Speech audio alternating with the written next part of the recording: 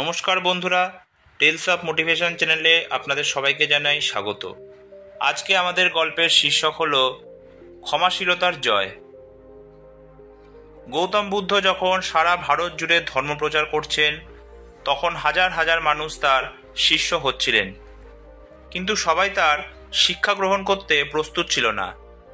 অনেকেই তাকে হেয় করার চেষ্টা করত, কারণ সত্যকে স্বীকার করা সহজ নয়। অহংকারে আবদ্ধ মানুষ সব সময় প্রতিরোধ করে। একবার এমনই এক ঘটনার মাধ্যমে বুদ্ধ তার শিষ্যদের ক্ষমার প্রকৃত অর্থ শিখিয়েছিলেন। মগধের এক ধনী পরিবারে যুবক ছিল, অহংকারী ও খ্যাতিপ্রিয়। সে শুনেছিল গৌতম বুদ্ধ তো নাকি জ্ঞানী, শান্ত আর ক্ষমাশীল। আমি তাকে রাগিয়ে তুলব। যদি তার ধৈর্য ভেঙে যায়, তবে প্রমাণ হবে যে তিনি সাধারণ মানুষের মতোই। এই উদ্দেশ্যে যুবক বুদ্ধের কাছে গেল। বুদ্ধ সেই সময় গঙ্গার তীরে ভিক্ষুদের সঙ্গে ধর্মকথা বলছিলেন। যুবক সামনে দাঁড়িয়ে অকথ্য ভাষায় বুদ্ধকে গালাগাল করতে লাগল। সে বলল, হে গৌতম, তুমি ভণ্ড। তোমার শিক্ষা দুর্বল মানুষের জন্য। তুমি জ্ঞানী নও, তুমি প্রতারক। ভিক্ষুরা ক্ষুব্ধ হলেন।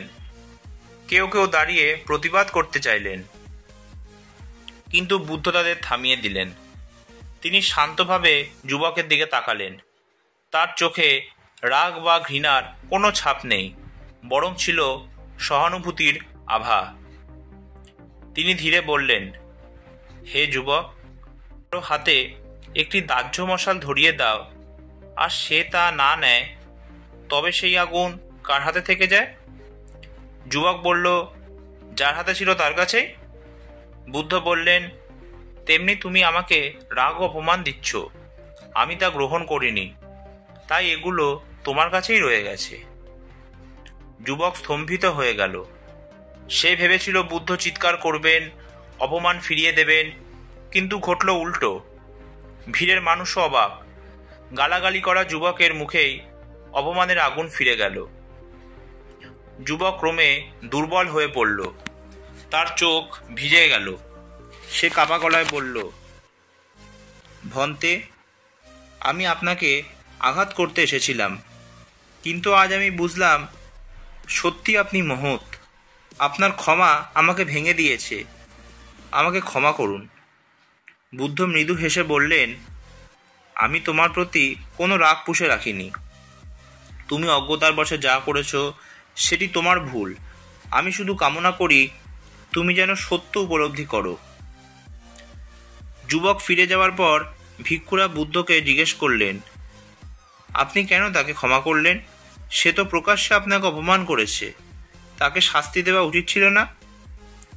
বুদ্ধ বললেন, ভাবো তো, যদি কেউ বিষ মিশ্রিত খাবার দেয় আর তুমি তা না খাও, তবে বিষ কার ক্ষতি করবে?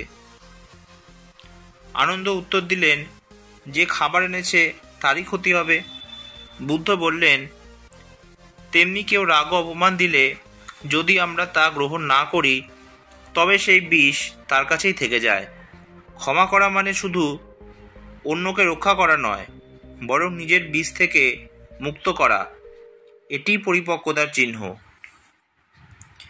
এই গল্পে আমরা বুঝতে পারি, এক, ক্ষমা মানে দুর্বল হওয়া নয়, বরং নিজেকে রাগের বিষ থেকে মুক্ত রাখা। দুই, ক্ষমা মানে আত্মজয়। বাইরে যতই অপমান আসুক, অন্তরের শান্তি বজায় রাখা সবচেয়ে বড় শক্তি। যে ক্ষমা করতে পারে সেই প্রকৃত পরিপক্ক।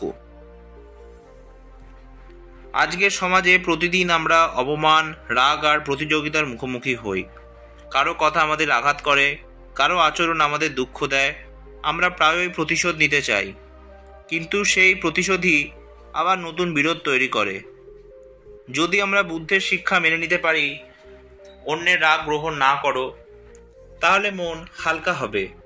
আমরা রাগ থেকে মুক্ত হব আর শান্তি খুঁজে পাব। বুদ্ধের এই কাহিনী প্রমাণ করে, ক্ষমা করার মধ্যেই পরিপক্কতা। কারণ ক্ষমা করা মানে শত্রুর প্রতি দুর্বল হওয়া নয়, বরং নিজের অন্তরকে শক্তিশালী করে তোলা। যখন আমরা ক্ষমা করি তখন 1. আমরা নিজেদের ঘৃণা ও রাগের শিকল থেকে মুক্ত করি। 2.